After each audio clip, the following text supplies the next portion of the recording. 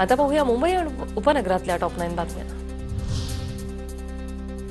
मुंबई महापालिकेच्या कारवाई विरोधात फेरीवाल्यांचा उद्या मोर्चा। छत्रपती शिवाजी महाराज पार्क ते मंत्रालयापर्यंत काढणार मुका मोर्चा। मोर्चाला परवानगी नाकारल्याने फेरीवाले धरणे आंदोलन करण्यावर ठाम। म्हाडाकडून मुंबईसह राज्यात वृक्षारोपण मोहिमेला सुरुवात। सामाजिक बांधिलकीतून 2 लाख झाडांची लागवड करण्याचं उद्दिष्ट। जिओ टॅगिंग प्रणालीद्वारे झाडांची नोंदणी आणि संवर्धन करण्यात येणार। सर्वसामान्यांच्या घराचं स्वप्न पूर्ण करणाऱ्या म्हाडाला मुंबईत घरांची बंपर लॉटरी लागणार।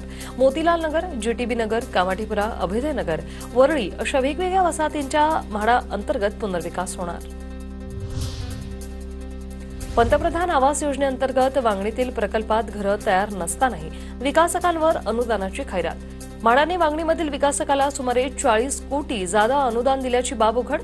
केंद्र सरकारकडून म्हाडाला तत्काळ वसुलीचे आदेश। मुंबईतील रेल्वे आणि मेट्रोच्या एकत्रीकरणासाठी हालचाली सुरू। केंद्रीय मंत्रिमंडळाच्या मुंबई महामंडळाअंतर्गत समिती स्थापन। लवकरच या समितीची बैठक घेण्याच्याही सूचना। कोकण रेल्वेवर धावणाऱ्या गाड्यांमधील एसी डब्यांमध्ये वाढ। मडगाव, सावंतवाडी आणि सावंतवाडी दिवा पॅसेंजर गाड्यांमध्ये कायमस्वरूपी एसी कोच लावले जाणार। उद्यापासून टप्प्याटप्प्याने अंमलबजावणी होणार।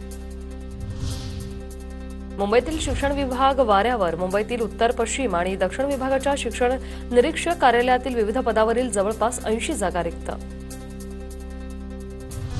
मुंबईतील कांदिवली पूर्व येथे राहणाऱ्या एका वृद्ध महिलेची ऑनलाईन फसवणूक। सीबीआय, आयकर आणि इतर सरकारी संस्थांच्या नावाने धमकी देत पैसे उकळले। पोलिसात तक्रार दाखल।